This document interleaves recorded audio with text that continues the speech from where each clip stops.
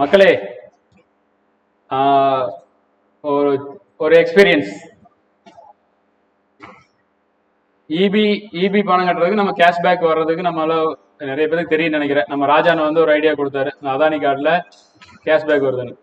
அந்த கேஷ்பேக்ல ஒரு 35,000 வந்துச்சு. ஒரே நாளில் 35,000 அக்கௌண்ட்டுக்கு வந்துருச்சு. ஸோ அது எப்படி பண்ணினேன் அப்படிங்கிறத ChatGPT யூஸ் பண்ணி தான் பண்ணேன். ரொம்ப ஈஸியாக இருந்துச்சு. உடனுக்குடன் அது வந்து நம்மளுக்கான பதில் கொடுத்தது. அதை யூஸ் பண்ணி நான் எப்படி பண்ணினேங்கிறத மட்டும் சொல்றேன். அதாவது நம்ம கிட்ட பில் கட்டிட்டு இருக்கிறாங்க, அவங்களோட பில்லை கட்ட வைக்கணும். ஜீரோ காஸ்ட்னு சொல்லிட்டோம். கேஷ்பேக் வந்து நம்ம கிரெடிட் கார்டுல இருந்து கேஷ்பேக் வந்துடுது.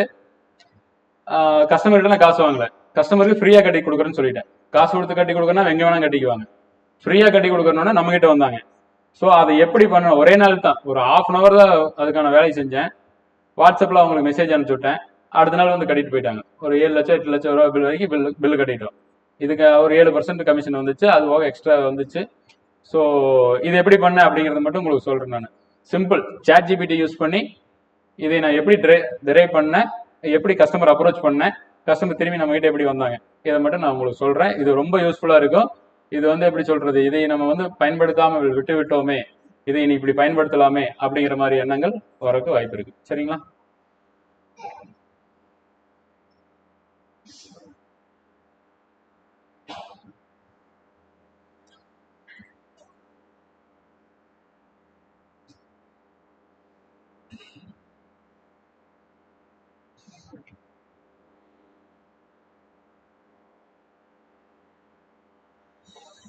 இது பாருங்க, நம்ம கிட்ட பில் கட்டுறவங்களோட அவுட்ஸ்டாண்டிங் பில் அமௌண்ட் இதுல காட்டுது. சரிங்களா? ஒன்றும் பண்ணல, இதுக்கு அப்படியே காப்பி பண்ணிட்டேன். அதாவது இது எல்லாமே வந்து இந்த கஸ்டமர்ஸ்க்கு வந்து நான் சொல்லணும், உங்க பில் வந்து பெண்டிங் இருக்குது, இந்த டேட்ல முடியுது, வந்தீங்கன்னா கட்டிக்கலாம், சீக்கிரம் வாங்க, கட்டி கொடுத்துட்றோம். சரிங்களா? இது ஒவ்வொரு கஸ்டமரும் நம்ம கூப்பிட்டு சொல்ல முடியாது. வாட்ஸ்அப்ல அனுப்பிச்சோம்னாலுமே நார்மலா ஒரு டெக்ஸ்ட் அனுப்புறதுக்கும் ஒரு டெக்கரேட் பண்ணி டெக்ஸ்டா கொடுக்கறதுக்கும் வித்தியாசம் இருக்கு. அப்படி கொடுக்கும் பொழுது பார்த்ததையுமே ஒரு கேப்சிங்கா இருக்கும். அதை தான் ஃபர்ஸ்ட்லேயே சொன்னேன். அந்த ப்ராம்ப்ட்ல வந்து கேப்சிங்கா பண்றதுக்கு அதுகிட்ட கேட்டு வாங்கிக்கணும். ஸோ அது எப்படி பண்றதுன்னா, நான் இதை என்ன பண்ணிட்டேன், இதை காப்பி பண்ணிட்டேன், ஒரு எக்ஸல் ஓபன் பண்ணிட்டேன்.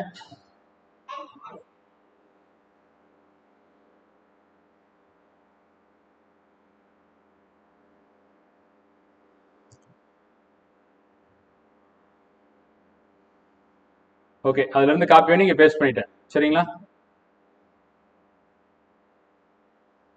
இது வந்து பழைய டேட்டா, நான் அது காப்பி ஆகலைங்கிறக்காக நான் இதை ஒரு எக்ஸாம்பிளுக்காக எடுத்துருக்கிறேன். இதுல இபி நம்பர் வந்துடும், அவங்க அந்த நேம் வந்துடும், அவங்களோட அட்ரஸ் இதெல்லாம் வந்துடும். அந்த இபில போன் நம்பர் எடுக்கிறது தெரியுமா, அது எப்படிங்கிறது?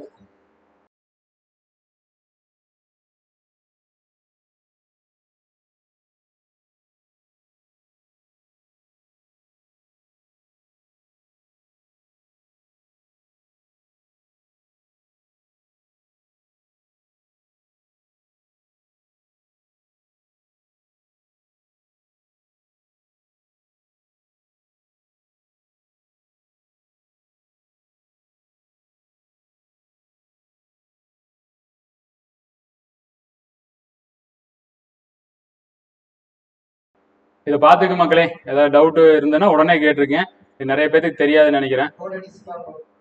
இருங்க இருங்க இருங்க.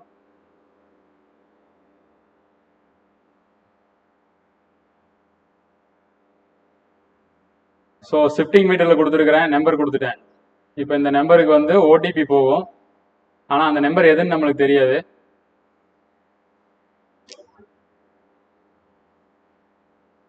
ஸ்லோவாக இருக்கு.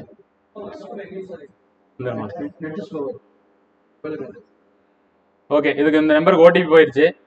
எதுனா அடுத்து இதா. ஸோ இங்கே வந்து அந்த ஃபோன் நம்பர் என்னன்னு இங்கே வந்துடும். ஸோ இந்த நம்பர் காப்பி பண்ணிக்கங்க. இந்த நம்பர் காப்பி பண்ணி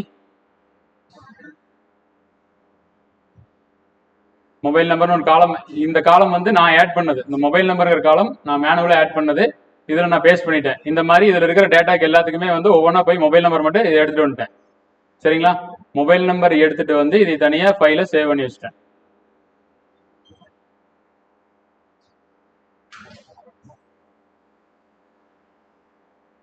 ஸோ இந்த ஃபைல் டெஸ்க்டாப்ல அவங்களோட இபி டீட்டெயில் இருக்கும், நேம் இருக்கும், அட்ரஸ் இருக்கும், எவ்வளோ அமௌண்ட் கட்டணும், எப்போ டேட்டில் கட்டணும் அப்படிங்கிற எல்லா டீட்டெயிலுமே இதில் இருக்கும்.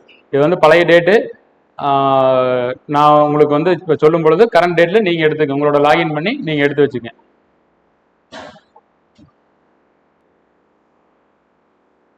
இப்போ இந்த ஃபைலை வந்து நான் அப்லோட் பண்ணிக்கிறேன்.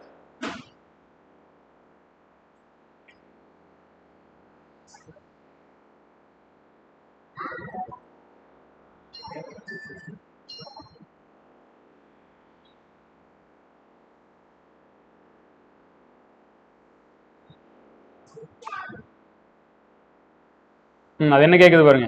நீங்கள் லோட் செய்துள்ள ஏபி டெஸ்டிங் ஃபைலை பார்த்து என்ன செய்ய வேண்டும் என்று சொல்லுங்கள். நீங்கள் என்ன தகவல் தேடுகிறீர்கள், எதெல்லாம் கணக்கு செய்ய வேண்டுமா, இது அதை பண்ணணுமா, இதை பண்ணணுமா, இது எல்லாமே நம்மகிட்ட கேட்குது. நம்மளே யோசிச்சிருக்க மாட்டோம் இந்த ஃபைலை வச்சு என்ன பண்ணுறதுன்னு. அது கேட்குது, அதை பண்ணணுமா, இதை பண்ணணுமா, என்ன வேணும்னு கேட்குது. இப்போ நம்ம இதில் என்ன பண்ண போகிறோம் அப்படிங்கிறத நான் சொல்கிறேன். சரிங்களா மக்களே? இந்த ஃபைலில் நம்ம என்ன பண்ண போகிறோம்னு பார்த்துங்க. மேலே உள்ள எக்ஸல் ஃபைலில் என்னுடைய வாடிக்கையாளர்களின் தகவல்கள் இடம்பெற்றுள்ளது. அதை நான் என்னுடைய வாடிக்கையாளர்களுக்கு நினைவூட்டல் செய்ய வாட்ஸ்அப்பில் நினைவூட்டல் மெசேஜ் அனுப்ப வேண்டும். அந்த மெசேஜை பார்த்ததும் அவர்கள் உடனடியாக எங்களிடம் வந்து கரண்ட் பில் கட்டிக்கொள்ள வேண்டும். அதற்கு ஏற்றபடியாக கண்டென்ட் தயார் செய்து கொடுக்கவும் வாட்ஸ்அப்பில் அனுப்புவதற்கு.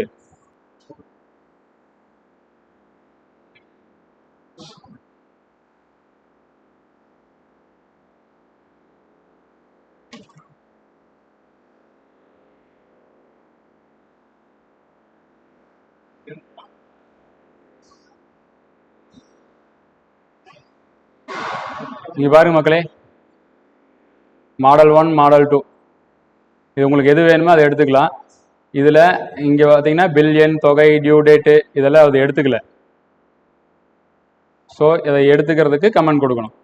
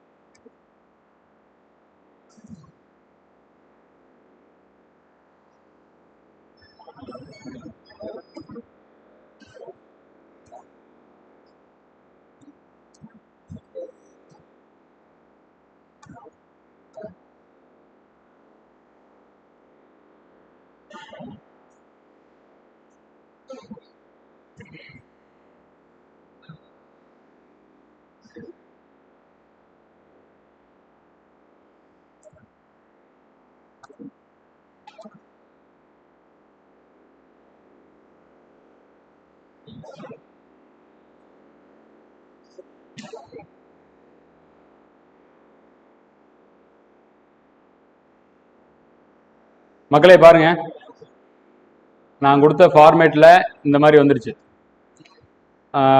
நுகர்வோர் எண் இதெல்லாம் வரல, ஆனால் வந்து அந்த எமோஜியெல்லாம் போட்டு அந்த கேப்சிங்காக வந்துருச்சு. இந்த வாட்ஸ்அப்பில் அனுப்புவாங்கல்ல, ஸோ அந்த மாதிரி வந்துருச்சு. இதை வந்து எனக்கு இருக்கிற டேட்டாவோட எடுத்து கொடுக்கணும். Take data from Excel and make separate reminder message for my customers. ஒவ்வொருத்தருக்கும் தனித்தனியாக ரிமைண்டர் மெசேஜ் வேணும். அதில் இருக்கிற டேட்டா 10 டேட்டா இருக்குதுன்னா 10 டேட்டாவிலேயே ஒவ்வொருத்தரோட பேர், இபி நம்பரு, எவ்வளோ அமௌண்ட்டு, லாஸ்ட் டேட் என்னங்கிறது தனித்தனியாக நம்மளுக்கு வந்து வரணும். அதை வந்து என்ன பண்ணுச்சுன்னா எக்ஸல் சீட்டில் கொடுத்துருச்சு. இந்த எக்ஸல் சீட் எப்படி வந்திருக்குதுன்னு பார்ப்போம்.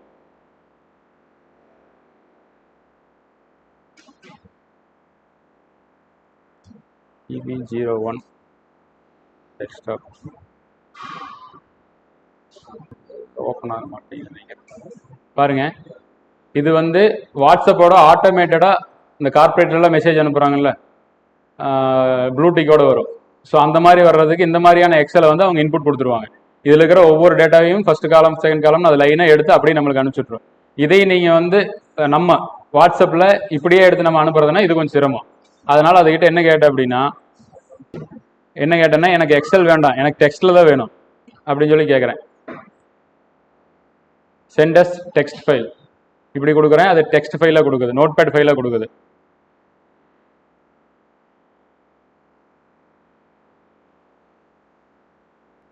இது பாருங்க இப்போ எப்படி கொடுத்துருச்சுன்னு. அன்புள்ள கமிஷனர், அதாவது திருப்பூர் கமிஷனரோட இவி பில் அது, அந்த பில்டிங்கோடதுன்னு வச்சுக்கோங்க. இப்போ ஒவ்வொன்றுக்கு செப்பரேட்டேஷன் கொடுத்துருச்சு, ஹைஃபண்ட் எல்லாம் போட்டு செப்பரேட் பண்ணி காட்டிடுச்சு ஒவ்வொன்றையும். சரிங்களா? அவங்களோட நம்பர், நம்ம அதாவது என்ன, இது வந்து நம்மளோட இதுக்காக ஏபிசி இ சேவை மையங்கிறது ஒரு பொதுவான பேர், அதே கொடுத்துருச்சு. நம்ம இ சேவை கான்செப்டில் ஒர்க் பண்ணிட்டு இருக்கிறனால ஏபிசியா ஏபிசி ஓகே, அது என்ன வேணுமோ அதுக்கு நான் கொடுக்கும் பொழுதே வந்து என்னுடைய மையத்தின் பெயர் இது, என்னுடைய ஃபோன் நம்பர் இதுன்னு கீழே கமெண்ட்ல கொடுத்துருந்தேன் அப்படின்னா அதையும் சேர்த்திக்கும். நம்ம வந்து டைப் தான் அந்த மாதிரி அதே மாதிரி மையம் கோலன் நெட் ஜோன் இந்த மாதிரி கொடுத்து ஏபிசி இந்த மாதிரி கொடுத்து ஃபோன் நம்பர் கொடுக்கணும் அப்படிங்கிற அவசியம் கிடையாது. வாய்மொழியில் என்ன சொல்கிறோமோ அதை அப்படியே எடுத்துக்கும். இன்புட் எடுக்கும்போது அந்த லொக்கேஷன் ஃபோனு எல்லாமே வந்து அந்த எமோஜி கொடுத்து காசு இல்லாமல் பண்ணுற வேலை தான் இது. ஸோ நான் இன்னும் இது அவங்களுடைய நுகர்வோர் எண், இதில் பார்த்தீங்கன்னா மொபைல் நம்பர் அதை விட்டுருச்சு, அவங்களோட மொபைல் நம்பர் இதில் மிஸ்ஸிங்க. இப்போ நான் அதில் போயிட்டு மொபைல் நம்பர் வரல அப்படின்னு சொல்லி சொன்னோம்னா அதை மொபைல் நம்பரையும் சேர்த்து கொடுத்துரும். இதில் பாருங்க, அன்புள்ள கசம் உங்கள் ஈவி கடன் இன்னும் செலுத்தப்படவில்லை என்பதை நினைவூட்டுகிறோம். நுகர்வோர் எண், முகவரி, தொகை இதெல்லாமே இருக்குது, லாஸ்ட் டேட்டு எல்லாமே சொல்லிடுது. தரமான கட்டணங்களுக்கு தாமதமான கட்டணங்களுக்கு அபராதம் விதிக்கப்படும். நம்ம மையத்துக்கு உடனே வந்து கரண்ட் பில் கட்டிக்கொள்ளவும் இது சொல்லுது. இதையே வந்து இன்னும் கொஞ்சம் பெட்டரா கொடு அப்படின்னு கேட்டோம்னா இன்னும் பெட்டரா பண்ணும். ஸோ இந்த மாதிரி இன்னும் பெட்டரா கொடுன்னா இது இன்னும் கொஞ்சம் ஏதாவது ஒரு வாசகத்தை ஆட் பண்ணும். அது எப்படி பண்ணுதுன்னு மட்டும் இப்போ பார்க்கல இருக்கு. இப்போ வந்து இதில் வந்து நம்மளுக்கு தேவையானது என்ன வரலைன்னா மொபைல் வாடிக்கையாளரோட மொபைல் நம்பர் இதில் வரல, அதே மாதிரி நம்மளோட சென்டர் நேமும் ஃபோன் நம்பர் இதில் வரல. ஸோ இதை வந்து நம்ம வந்து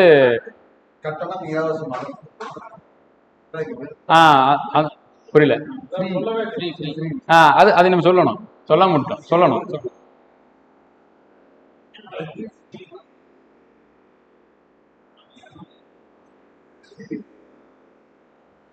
எங்களுடைய மையத்தின் பெயர் ஏபிசி இ சேவை மையம் மற்றும் ஃபோன் நம்பர் 9171197397. இது கேட்கலன்னு நினைக்கிறேன். கேக்குதா? ஓகே. மேலும் வாடிக்கையாளரின் ஃபோன் நம்பர் சேர்க்கப்படவில்லை, அதை சேர்த்து அனுப்ப வேண்டும்.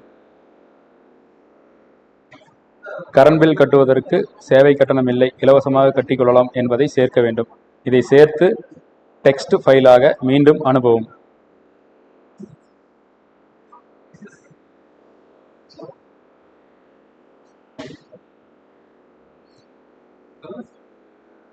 மீண்டும் அனுப்பவும்.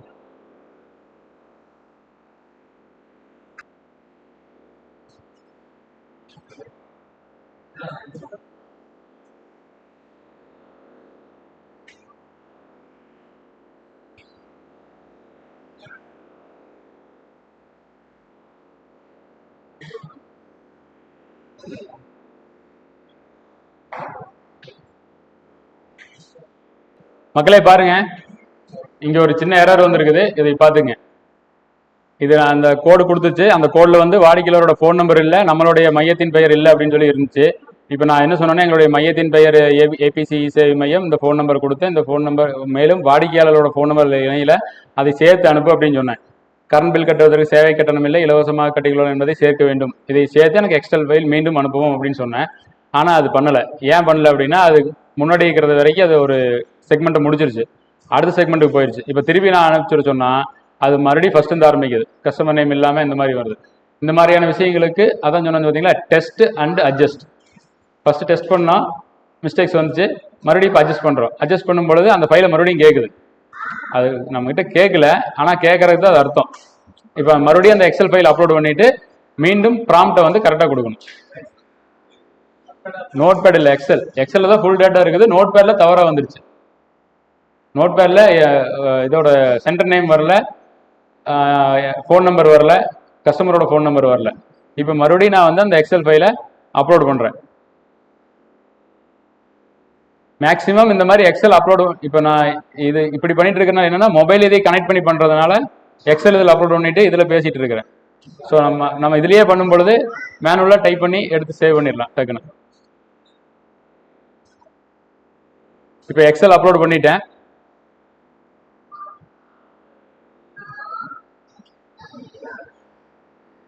ஏற்கனவே சொன்ன கமெண்ட் அப்படியே அடிக்கிறோம்.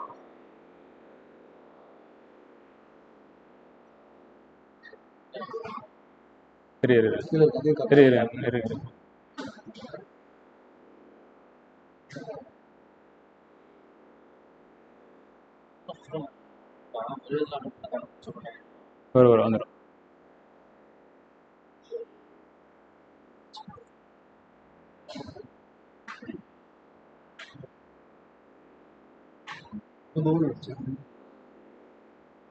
அது எடுத்துக்கும். இங்க பாருங்க, இதுல வந்து மேலும் வாடிக்கையாளரின் போன் நம்பர் சேர்க்கப்படவில்லை அப்படின்னு நம்ம சொல்லக்கூடாது. ஏன்னா இப்ப மறுபடியும் ஃபர்ஸ்ட் இது பண்றோம். அப்ப ஏற்கனவே இருந்த ஃபைலா இருந்தா சேர்க்கல அப்படின்னு சொல்ல முடியும். அப்ப ப்ராம்ப்டை வந்து நம்ம இங்க கரெக்ட் பண்ணிக்கணும். இங்க சேர்க்கும் போது இப்ப போட்டுக்கணும்.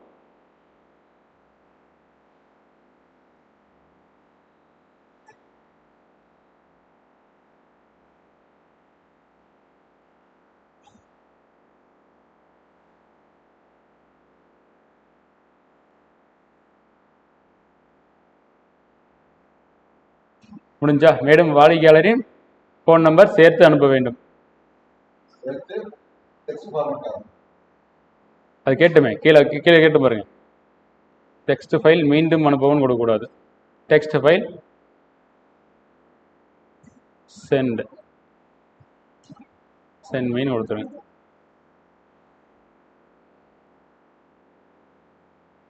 இப்போ அந்த கொஞ்சம் அட்ஜஸ்ட் பண்ணி ப்ராம்ப்ட் அட்ஜஸ்ட் பண்ணி போட்டிருக்கிறோம். இப்போ என்ன ஆன்சர் வருதுன்னு பார்ப்போம். இங்க பாருங்க, இது வந்து இப்போ ஏதோ சர்வர் பிரச்சனையா இல்லை அதனால அது ஒர்க் பண்ண முடியலையான்னு தெரியல. டவுன் டைம் அந்த மாதிரி டவுன் டைம் இதுக்கு வராது, மேக்ஸிமம் இதுக்கு வராது. சப்போஸ் இதுக்கு வந்துச்சு அப்படின்னா இந்த இதையே மீண்டும் ட்ரை அகைன்னு கொடுப்போம். என்ன சொல்லுதுன்னு பார்ப்போம்.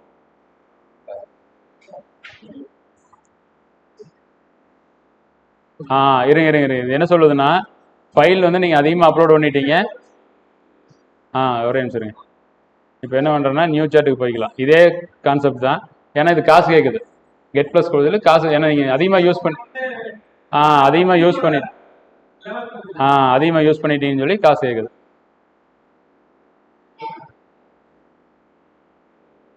இது எடுத்துக்க மாட்டேங்குது. வேற ஒரு லைன் தான் பண்ணணும்.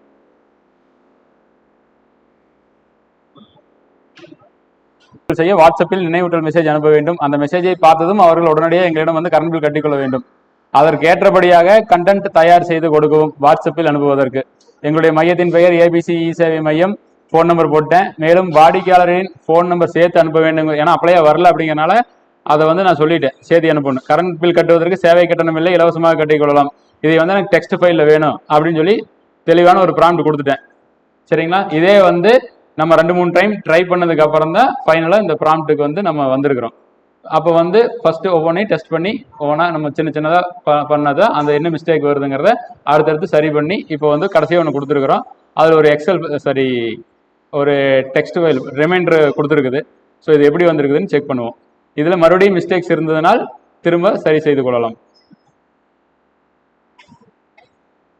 இங்கே பாருங்க வந்துருச்சு. ஃபோன் நம்பர், அவங்களோட டீட்டெயில்ஸ் எல்லாமே வந்துருச்சு. நீங்கள் ஏபிசி மையத்தில் கரண்ட் பில் கட்டுறது மையத்தில் கரண்ட் பில் இன்னும் கட்டவில்லை என்பதை நினைவூட்டுகிறோம். அவங்களோட அமௌண்ட்டு, தேதி, அட்ரஸ்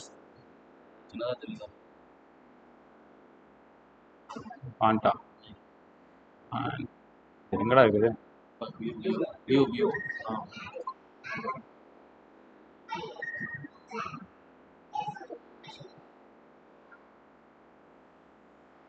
ஸோ இந்த மாதிரி போட்டு கொடுத்துரும். இது உங்களுக்கு வந்து அன்பு வாடிக்கையாளர் அப்படின்னு வரல அப்படின்னு ஃபீல் பண்ணோம்னா, இது வந்து ஒரு மதிப்பிற்குரிய கண்டென்ட்டா இல்லை, எனக்கு மதிப்போட வேணும் அப்படின்னு சொன்னோம்னா மரியாதைக்குரிய அப்படின்னு சொல்லும். எனக்கு அன்புள்ளங்கிற வார்த்தையை சேர்த்து சொல்லு அப்படின்னு சொன்னோம்னா சேர்த்து சொல்லும்.